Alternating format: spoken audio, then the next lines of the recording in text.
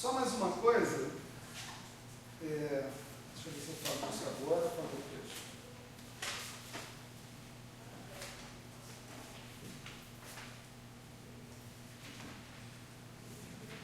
Não, fala depois.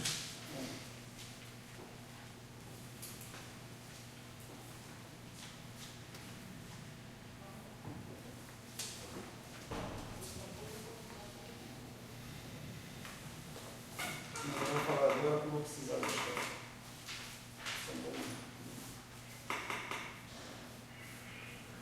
Nesse espaço vetorial, a última coisa para a gente, antes da gente se lançar realmente na busca de novas representações, né, a gente observou uma coisa interessante. Né? A gente observou, quando a gente falou lá das matrizes de Gell-Mann,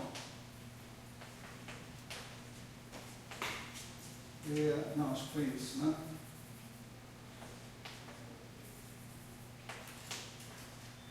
Era isso. Traço de um produto de duas matrizes de Gell-Mann dava 2 vezes ΔB, qualquer que fosse a matriz de Gell-Mann em questão. Né? Se eu estiver numa outra representação que não seja, né, a representação tridimensional, né, será que eu tenho uma propriedade parecida com essa? Né? Então, por exemplo, se eu tiver o traço de TA, TB, né, onde TA está igual a TA, traço de TA igual a 0, tá certo? Eu não sei, TA é uma matriz N por N genérica aí, né? Quanto que eu posso imaginar que vai dar isso? Em geral, isso vai dar uma matriz, né? Vai dar uma certa matriz GAB, né? Não necessariamente diagonal nem nada, né? O que eu posso imaginar já é que, como o traço é uma coisa simétrica, essa matriz é uma matriz simétrica, né? GBA, né, é igual ao traço de TB, TA, que é igual ao traço de TA, TB, que é igual ao GAB. Né? E já que ela é uma matriz simétrica, né, ela pode ser diagonalizada. Né? Toda matriz simétrica, veja, esse objeto aqui, além de ser simétrico, é real. Tem mais essa. Por quê? Porque os T são hermitianos. Né? Então, se você conjugar esse cara que está aqui, né, por exemplo, se você tomar o Dagger dessas matrizes aqui, esses geradores, o Dagger do produto é o contrário do produto dos Dagger. Né? Só que cada um é hermitiano por si próprio e o traço é simétrico. Quer dizer, o traço manda o cara de volta. Né? Então, você pode mostrar facilmente que o GAB estrela é igual ao GAB. Tá certo? Então, GAB é simétrico e é real. Se ele é simétrico e ele é real, ele pode ser diagonalizado com uma transformação ortogonal. Tá certo? Assim como uma matriz hermitiana pode ser diagonalizada por uma transformação unitária, uma transformação simétrica, uma matriz simétrica, pode ser diagonalizada por uma conjugação por uma transformação ortogonal. Né? Então, esse GAB, né, você pode fazer uma coisa do tipo assim, olha, S EB, por exemplo, SEA, GAB, S é menos 1,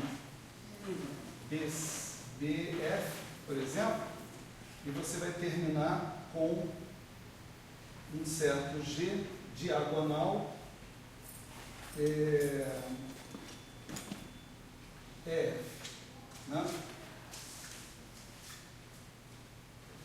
Uma coisa interessante é que você pode absorver, né, esse SEA no TA, esse S é menos 1. O S é menos 1, no caso de uma matriz ortogonal, é o S transposto. Tá certo? Então, o S é menos 1 BF vai ser o SFB. Tá? Então, ao fazer isso, você vai observar o seguinte.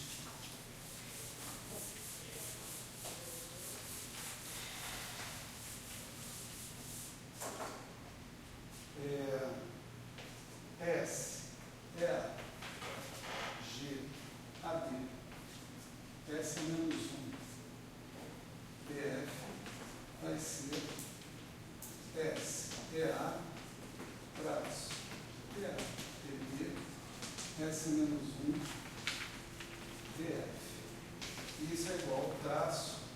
de S, EA, PA, S, FB, PB.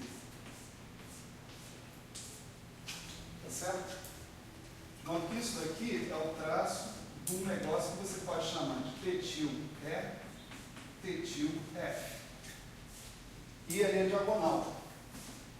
Ele é um certo G diagonal EF. Tá certo?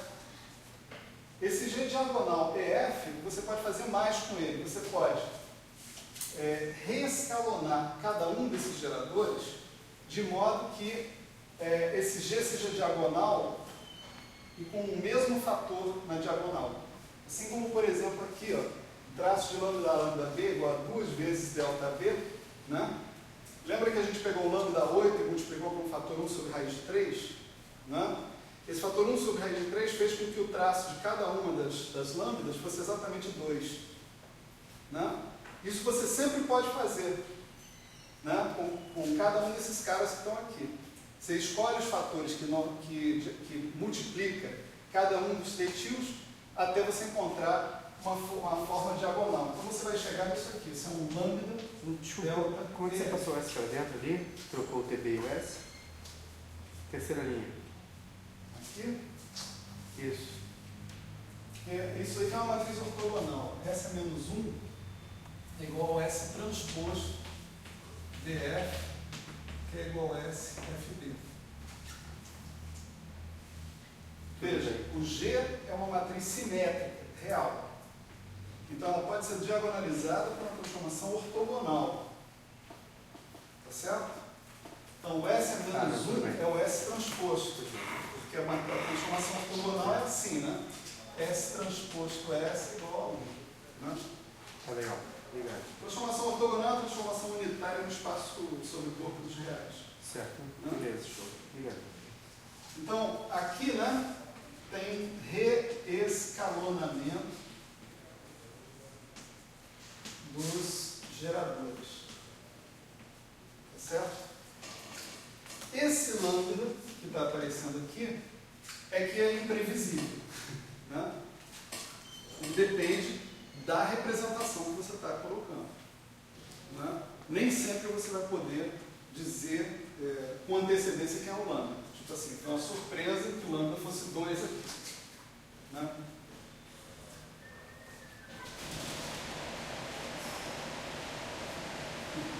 Foi difícil, né? Apertar o botão para ligar. Não, provavelmente desligou em todo o prédio. Aí o cara estava rodando por aí e esqueceu da gente. Aí a Beth lembrou o cara de novo e... Tá certo?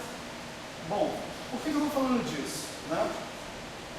Porque esse objeto que está aqui, né, esse traço de PATB, o traço de lambda A, lambda B, né, isso pode ser visto como uma espécie de produto escalar dentro do espaço vetorial que a gente está considerando. A álgebra de Lie é um espaço vetorial. Esses lambdas ou esses T's são bases desse espaço vetorial. Certo? Então, esse traço de PATB ele é um produto escalar não degenerado, inclusive, porque ele resulta numa matriz simétrica, né, real, né, no final das contas.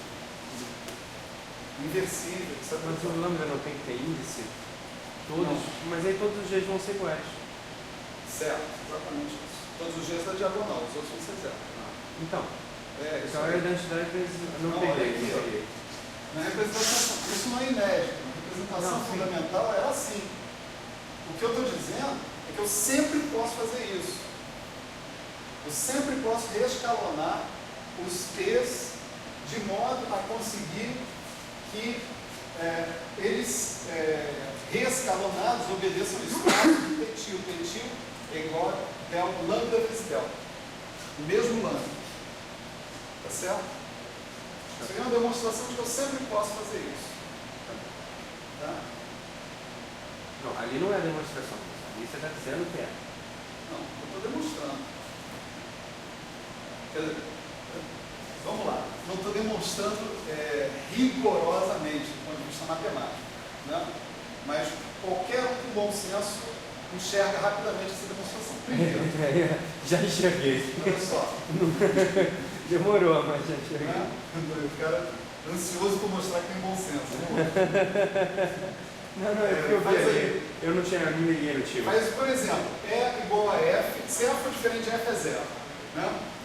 Certo? Porque o cara é diagonal. Isso é diagonal. Então, se o F é igual a F, igual a, por exemplo, 1. Então, eu T tio 1, T tio 1. Suponha que T tio 1 deu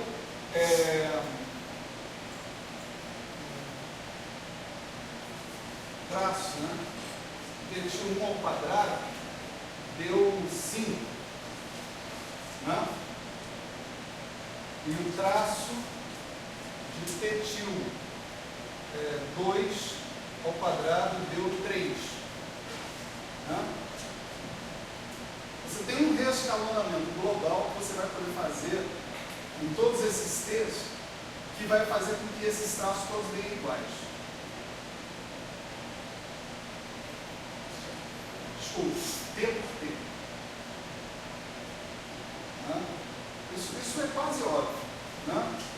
Por exemplo, se você pegar o T tio 1 e substituir por 1 sobre raiz de 5 T tio 1, o traço desse cara está ali. Tá certo? Você pegar o T tio 2 e substituir por 1 sobre raiz de 3, né? Verificar o traço dele vai dar 1 também. Tá certo? Na verdade, eu estou antecipando isso aí. O que eu queria dizer é que isso daqui está sendo garantido. Tá? Esse nome daí você escolhe de acordo com a sua conveniência. Tá? Maravilha. Então é o seguinte.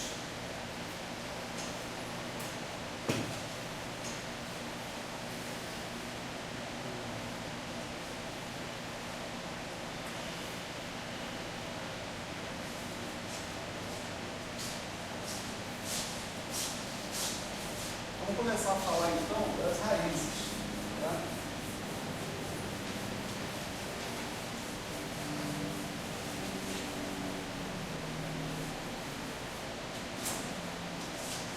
Isso aqui é um longo caminho que começa na álgebra de Lie, né?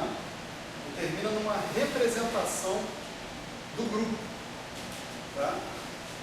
Eu tenho certeza que vocês vão se surpreender ao longo desse caminho. Falar assim, quanta informação eu posso tirar da porcaria da álgebra de Lie. Né? Foi a impressão que eu tive a primeira vez que eu vi isso também. Né? Tá certo? Então, vamos voltar lá para a representação tridimensional, lá das matrizes de Gell. Tá? Então, vamos lembrar que o lambda 3 ele era dado por isso aqui. Certo? O lambda 8 era dado por isso aqui.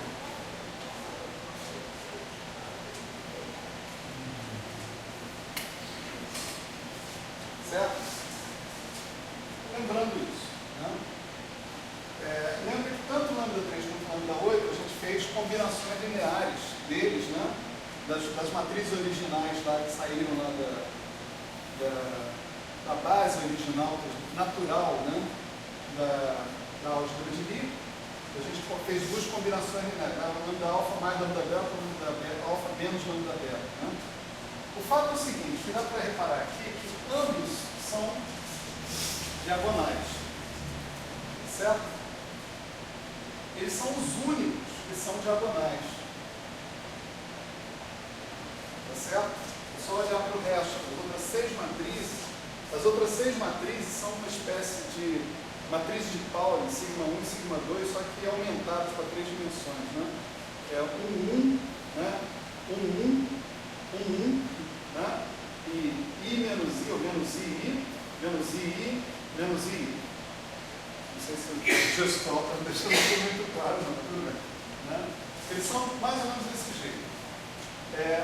O fato é que, tirando esses dois, os outros não são diagonais. Esses são os únicos diagonais. Então, imediatamente, você pode afirmar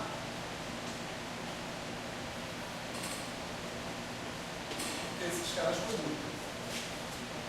Se esses caras comutam, isso aqui aí é F38C, lambda C sobre 2, isso implica que os F38C tem que ser zero. Todos esses caras aí. Tem uns que são triviais, né? Por exemplo, o F383 ser zero, trivial. O F388 ser zero, trivial. O resto dessas relações não é trivial. Né? F381, F382, F384, F385, F386, F387. Todos eles têm que ser zero. Certo? O fato é que as constantes de estrutura independem da representação. Seja qual for a representação, tá certo, que eu tiver, eu vou ter as mesmas constantes de estrutura. Por quê? Como eu disse, sem provar, né? A lei de composição do grupo, a lei de composição, é completamente determinada pelas constantes de estrutura. E para que eu tenha uma representação, eu preciso que essas matrizes dessa representação sigam a mesma lei de composição. Para seguir a mesma lei de composição, os geradores têm que obedecer às mesmas relações de comunicação, com as mesmas constantes de estrutura. Certo? Então, F38C ser zero nesta representação significa que ele vai ser zero em qualquer representação. Tá certo? Ou você pode dizer o seguinte: supõe uma outra representação agora, onde você não sabe a dimensão arbitrária.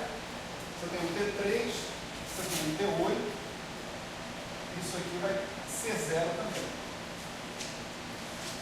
Certo?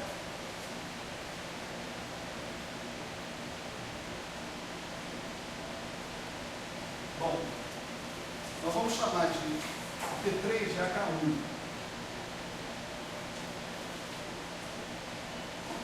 E o T8 vou chamar de H2. Certo?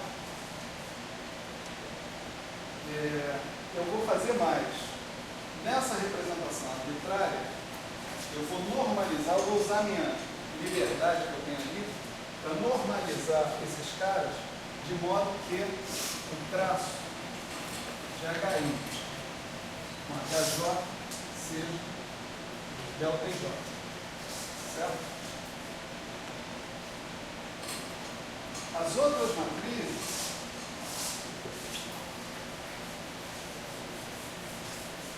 eu vou reindexar.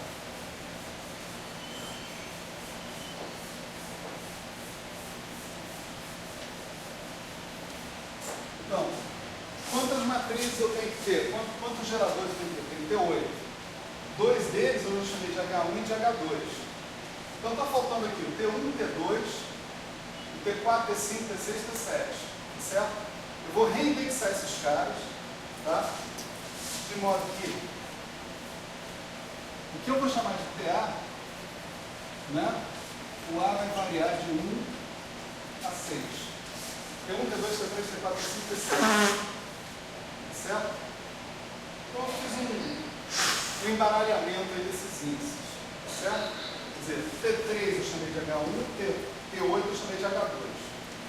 Separei esses dois. Aí tem o T2, chamei de T1. Né? T1, mantive como T1. T2, mantive como T2. T4, estou chamando de T3. T5, estou chamando de T4. Assim por diante. De modo que eu tenho 6 caras agora. Tá certo? Esses caras, obviamente, eles satisfazem o traço de HI, de PA igual a 0. Né?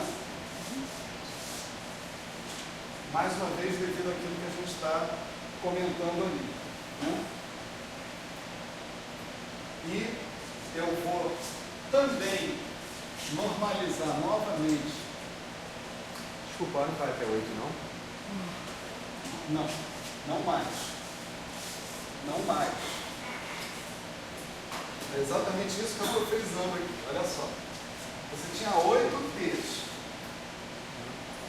Aí eu reparei que o T3 tem que comutar com o T8.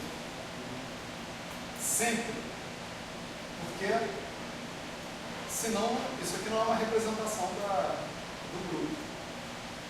Se o lambda 3 comuta com o lambda 8, o T3 vai ter que comutar com o T8. Simplesmente porque as constantes de estrutura são as mesmas. Né? Então eu tirei T3 e T8 da jogada. Tirei esses dois da jogada. Eu chamei o T3 de H1 e chamei o T8 de H2. Os outros, para não ficar com esses índices salteados, tá certo? Eu reindexei. Quantos sobraram? Se eu tirei 2 de 8, sobraram 6. Então, essa reindexação vai me fazer com que o índice A agora, naquela notação que eu estou usando ali, vai de 1 a 6. Tá certo? E eu estou usando a minha liberdade de normalização para normalizar os LHJ também.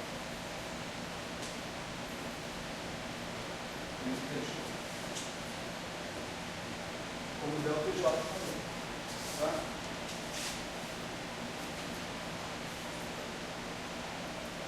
Bom, vamos analisar as relações de comutação. Né? Remanescentes, tá? Dos T's. Né? Então, eu já analisei as relações de comutação do H1 com o H2. Né?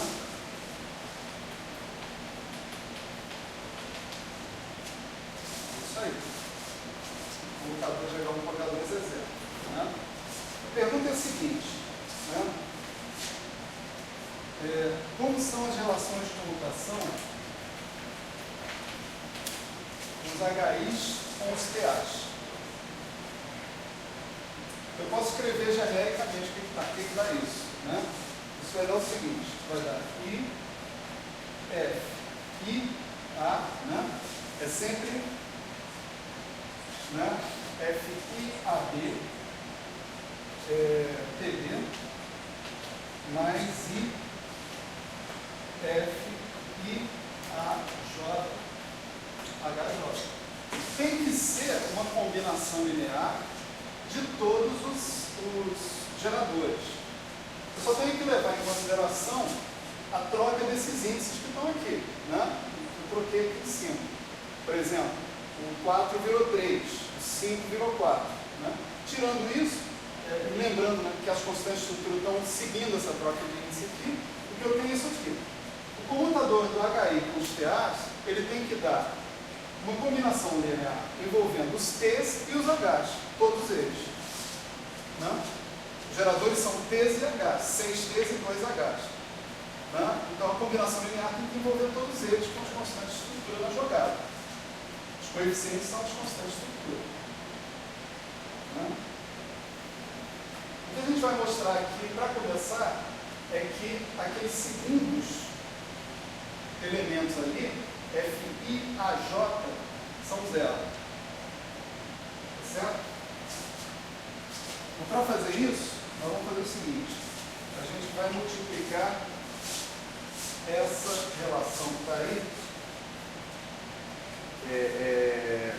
Matematicamente, beleza. Por causa do computador ali ter dado 0, do 3 e do 8, vai contra isso tudo bem.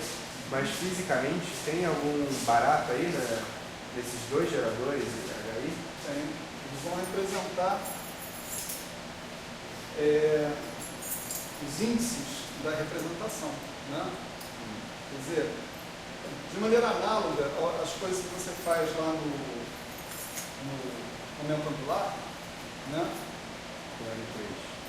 O J3, por exemplo. Né? O J3 representa o conjunto máximo de operadores que comutam, tá certo? No conjunto de 3 geradores. Aqui o conjunto máximo de geradores que comutam são esses dois. Eles vão representar números quânticos depois. A gente vai ver. Então, eu vou fazer o seguinte, eu vou multiplicar essa relação aqui para HK e tomar o traço. Tá? Truque. Tá? Vou tomar traço de HK, comutador de HI com PA. Certo? Isso aqui vai ser FIAB traço de P de HK TB. Certo? mais IFIAJ vezes o traço de HK HJ. Tudo certo? Agora olha só, o traço de HK com PD, né, dá zero.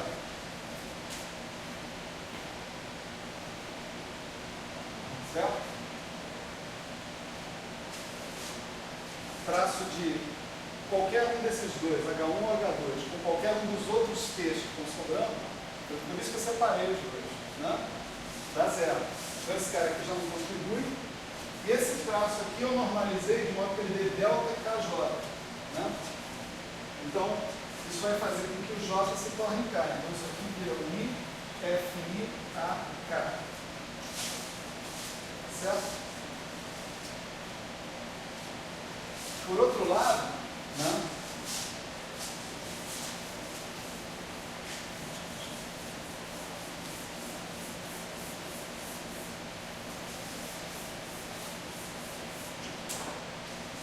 esse traço de HK, comutador de HI e PA, eu posso abrir, vai virar o traço HK, HI, PA, menos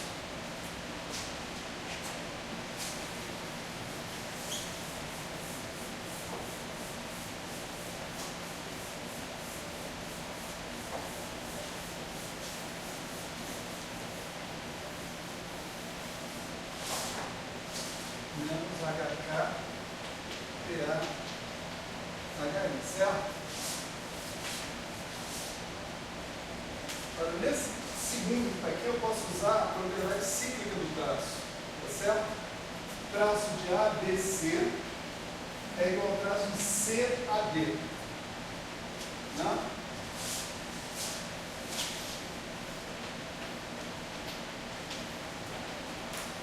Dá zero. Então isso aqui dá o quê? O traço de HK, HI, PA, menos HI, HK, PA. Isso vocês já viram, né? É o traço do comutador de HK. HI com PA é igual a zero. O HK, HI commuta. Isso implica, né, o FIAK é igual a zero. Se você tiver dois índices nas suas constantes de estrutura associados com esses geradores que comutam entre si, certo? As constantes de estrutura são zero. Vamos dar um nome para esse conjunto de geradores, para esse subconjunto de geradores, né?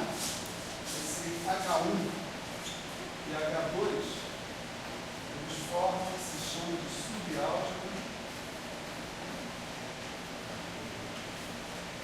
de Cartan. Certo? Qual o nome disso? Né? Então, refraseando. Se numa constante de estrutura FABC, dois desses índices se referirem à subálgebra de Cartan, essa constante de estrutura é zero. Eu sei que você falou, eu ouvi, mas eu não entendi porque vai ser igual a F e a K.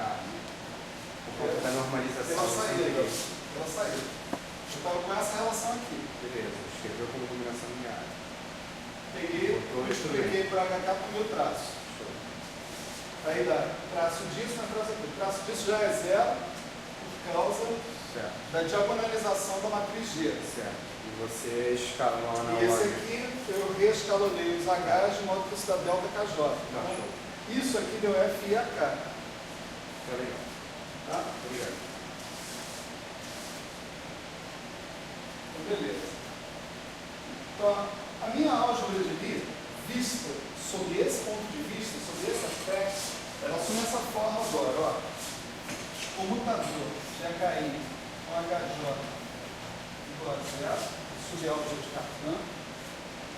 Comutador de HI com PA igual a I, F, I, A, B, PD. certo? Comutador de HI com PA era FIABTB mais FIAJ-HJ. Só que a gente acabou de mostrar que eu tenho dois índices da subálgebra de cartão da zero. Então só sobra esse aqui. Né? E comutador de PATB, esse conjunto. Esse aqui, FABC, PC, né? Mais I, FABI, HI. É correto dizer que a subálgebra de cartão é uma subálgebra de linha. É uma álgebra de linha. Subálgebra de linha. A álgebra de bem trivial, mas é. É, isso que eu ia perguntar. É correto dizer que ela é trivial, né? Porque todo mundo commuta com todo mundo dentro da sala. Se ela tiver dois geradores, né? Se você fizer a combinação linear deles, qualquer combinação linear commuta com qualquer outra combinação linear. Né? O computador não acrescenta nada. Não, a estrutura que já tinha. Mas para mim o computador de A com B ali tinha que ser a mesma forma. De uma forma inteira. Mesma lei de composição ali dos dois. Um F e F, um I, F e T.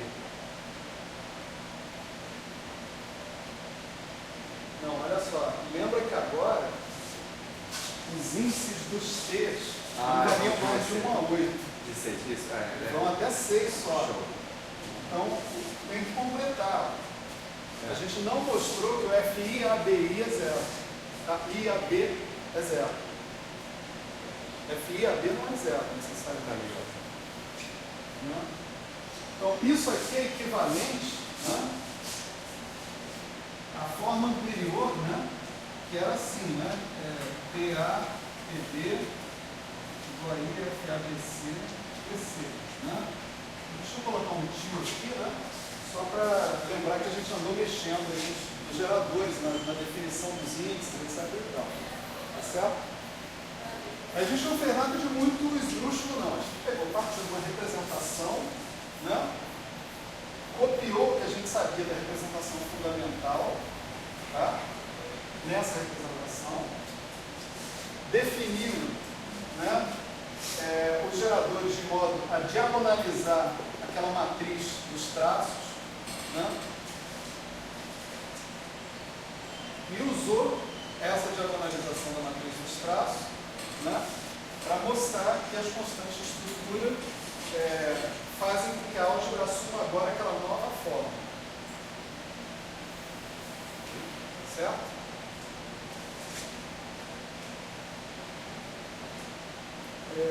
Mais um nome aqui que eu acho que eu não falei anteriormente, essa matriz GAT, né, traços PATB.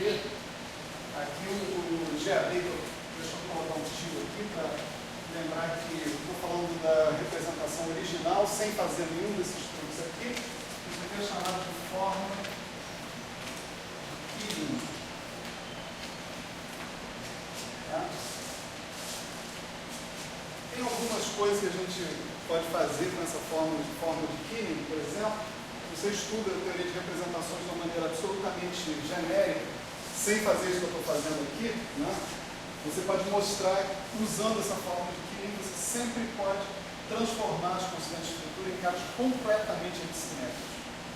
Porque a antissimetria, a rigor, só é garantida para os dois primeiros índices, A e B. O terceiro índice, ninguém diz que tem que ser antissimétrico. Mas usando a forma de Killing, é possível mostrar que você pode levar sempre uma combinação completamente antissimétrica. Aqui isso não foi nossa preocupação, porque a gente já partiu da representação das matrizes de Gell, onde todo mundo é antissimétrico. O FABC é completamente antissimétrico de saída. Né?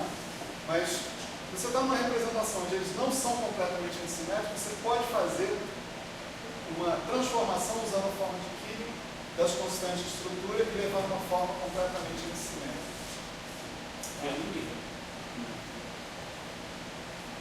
Acho que não. Acho que não. Você pode ainda fazer uma transformação unitária e levar em outro conjunto de matrizes antissimétricas. completamente em cima.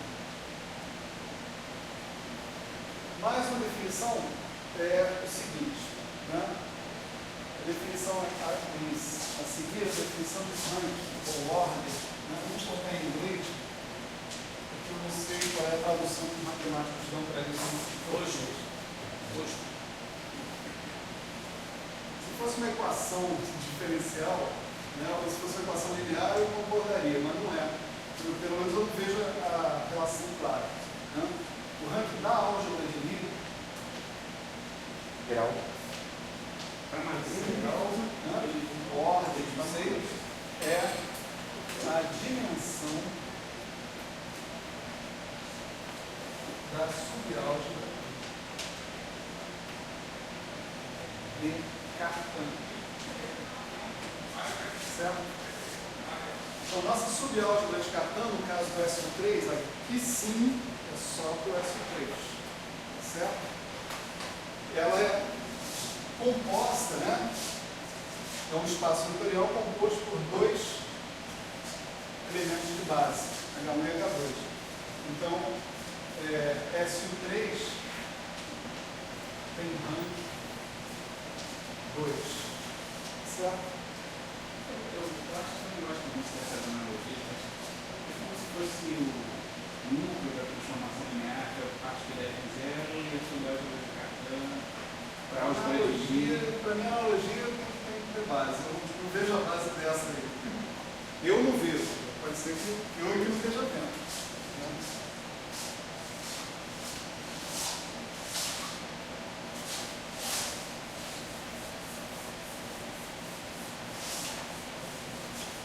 Bom, você vê, essa história do rank da subálgebra de Cartan, né, do rank do SO3C2, né, veio do fato de que a gente identificou os dois geradores diagonais, são lambda 3 e lambda 8, tá certo?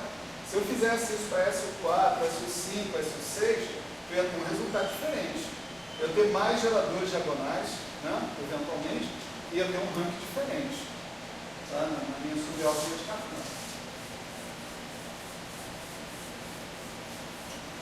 Então, esse aí, rank 2, é um resultado específico para SO3. Tá? Nem sempre o rank vai ser 2, vai ser mais.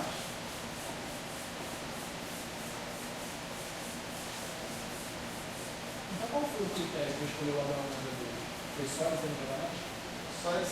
Só eles comutarem. Né?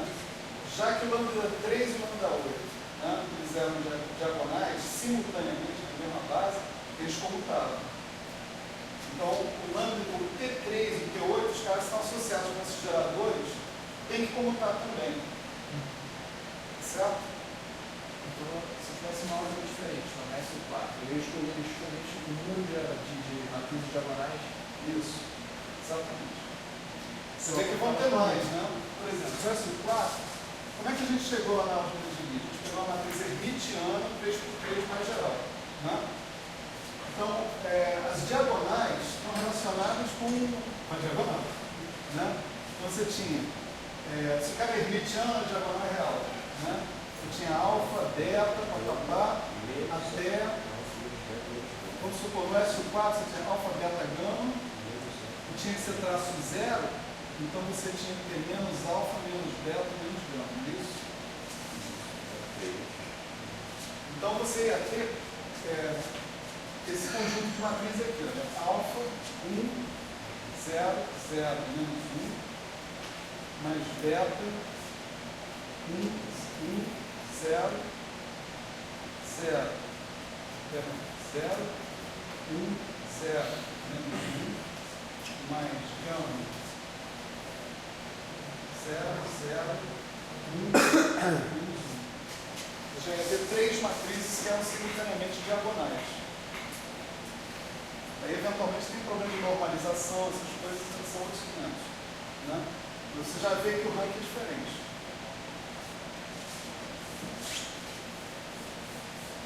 E é por isso que vai ter uma representação de 6? Não, eu acho que não tem nada a ver.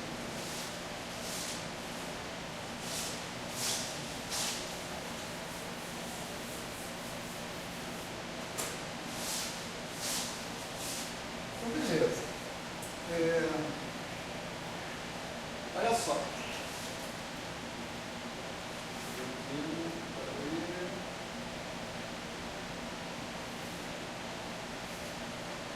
Não, tem um negócio comprido agora para começar. Melhor não começar não. Você tem que parar em 10 minutos, e não vai dar tempo. Tem que parar em 10 minutos porque hoje tem eleição do CPC e eu estou na comissão eleitoral, então tem que estar lá para abrir a urna. CPC. Aula de estrutura do CPPF para, né, rapaziada que está chegando agora ou não, por enquanto. O CPPF é governado, né, pelo seu diretor, né, tem praticamente poderes absolutos, monarca absoluto.